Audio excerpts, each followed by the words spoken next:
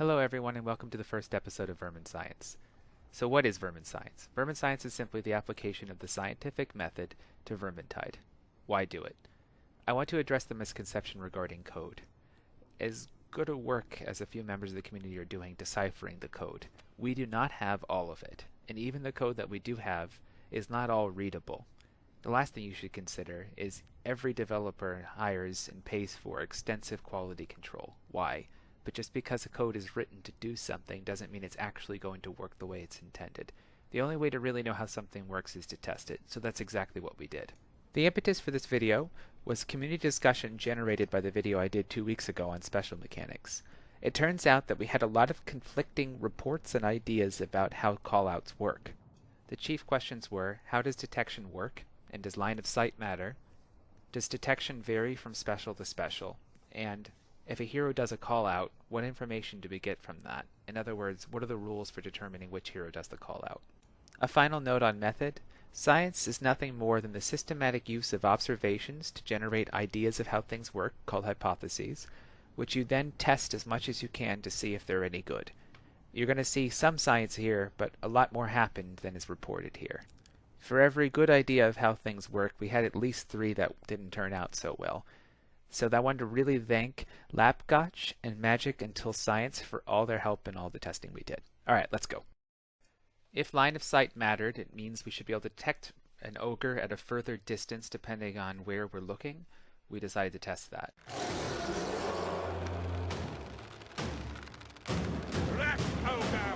To gather data, we'd place Saltspider in the same spot every time and control where he was looking. I would spawn a special in the same spot every time, so it would take the same path.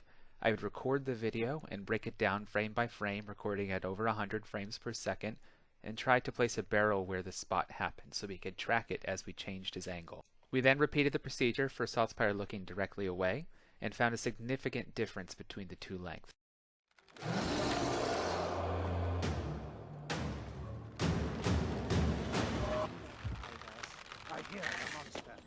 It turned out that if you were looking right at the special, you made a call out when you were about a 6-second walk away to the special, whereas if you were looking right away, it was about a 4-second walk away. It's important to note that specials walk considerably faster than that, so it might actually be only about a 2-second walk for the ogre from call out. Now that we knew it wasn't merely proximity, we conducted a series of trials where we varied the angle between each trial to try to map the detection surface. I expected a continuous surface, something like an ellipsoid, such that the radius of detection would be rather close if you're looking away, but much further if you were looking towards it. It turns out that the division was much sharper.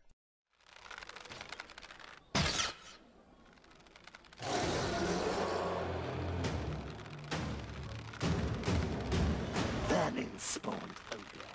Listen.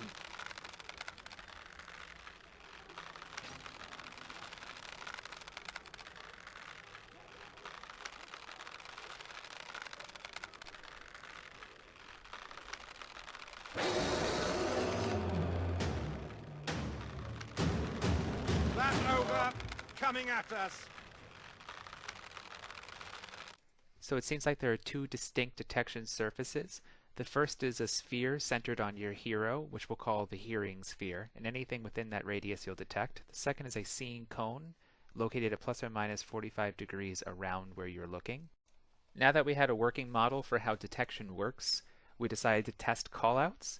For callouts, we predicted that whichever hero would make the detection would also make the callout. So we manipulated how 2 heroes were positioned relative to specials and saw if that was the case.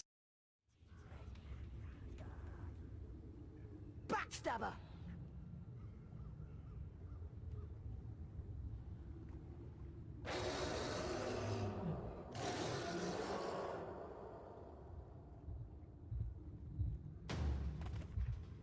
Another big brute!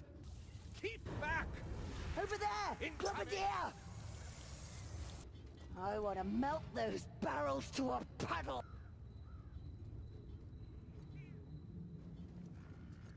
Sounds like a rattling gun. We were pretty convinced of our model at this point, but we decided to try to replicate it with indoor settings where we wouldn't have line of sight. The results were rather surprising.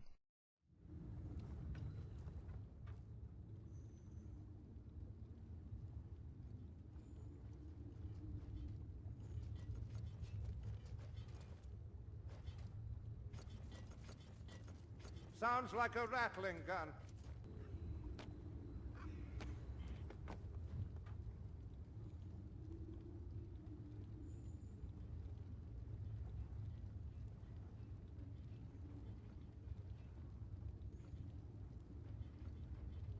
Is that the vermin reloading? For the Ogre, Gunner, and Assassin, the results were clear. Without line of sight, it was hearing radius. In other words, closest hero calls out.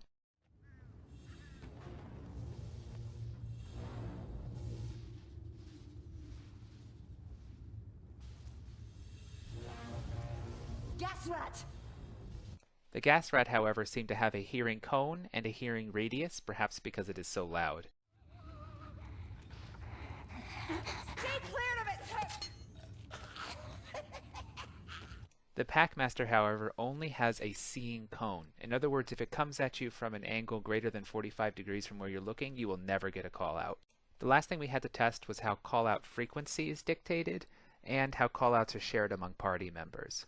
We predicted going in that call outs had a cooldown that's shared among the party, and that if one person gets a call out, everyone gets a call out. The rules are pretty much consistent with that. My major evidence for saying that the cooldown is shared is everyone has suffered from double Packmaster with single call out. Over there! A grabber!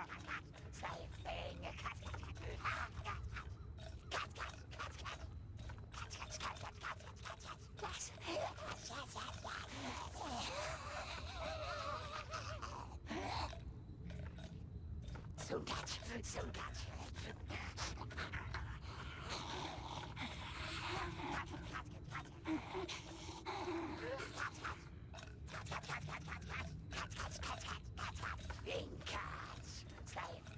By the 8 wings! Strangler! Weird stone operators! I'm in the gunner's sight! Flank it! Ogre cursed assassins!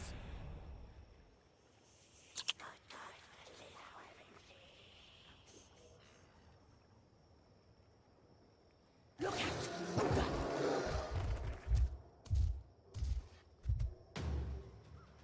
Poison rat! There! One of the stranglers!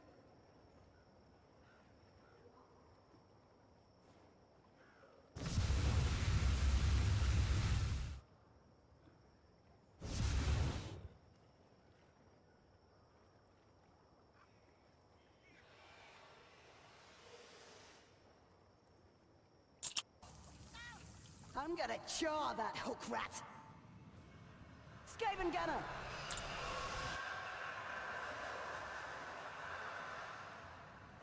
Assassin! Here comes the rat ogre! So there you have it. It turns out that the cooldown is 33 seconds per special per party, and it's shared no matter how far away you are.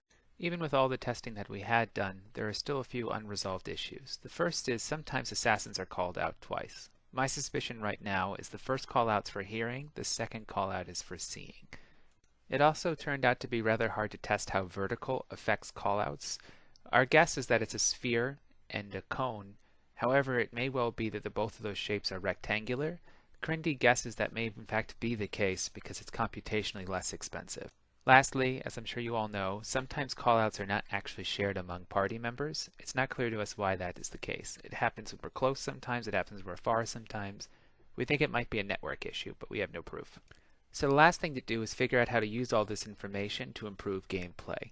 The first note I have for you is you should turn on subtitles because subtitles are much more consistent for callout sharing than voice lines. Second, you should not rely on callouts to tell you there's a special. First of all, it could be simply too far away. Second, it could be on cooldown because of a double spawn. Or third, it could be something like a Packmaster which requires line of sight. The reason Packmaster is dangerous is it's hard to get a pre-warning before it hits. Therefore, boost your volume, watch your positioning and all the normal tricks that I talked about in my last video. But at the same time, you have to be careful about what sound is telling you. Just because you hear one callout doesn't mean one Packmaster.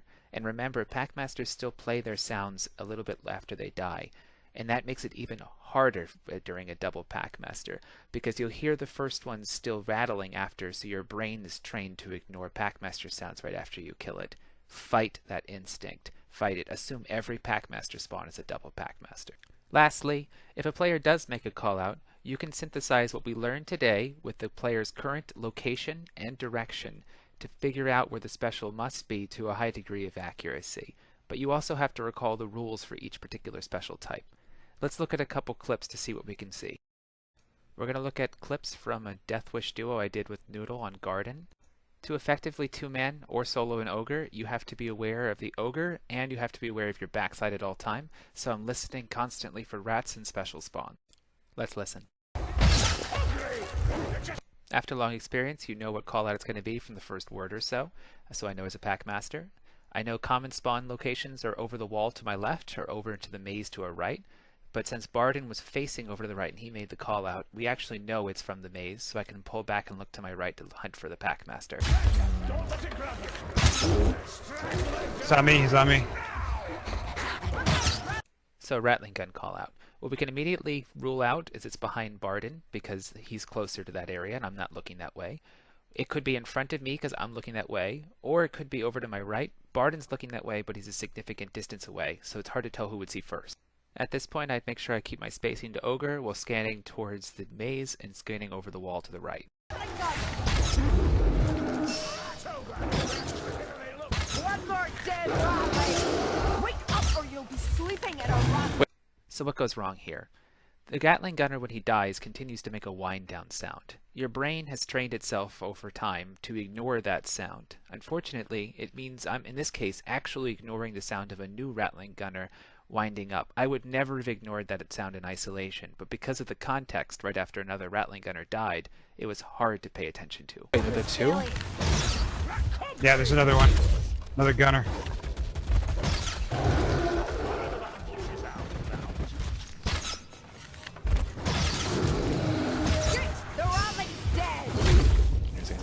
We've jumped ahead a bit in the run. Now let's pay attention to another sound cue.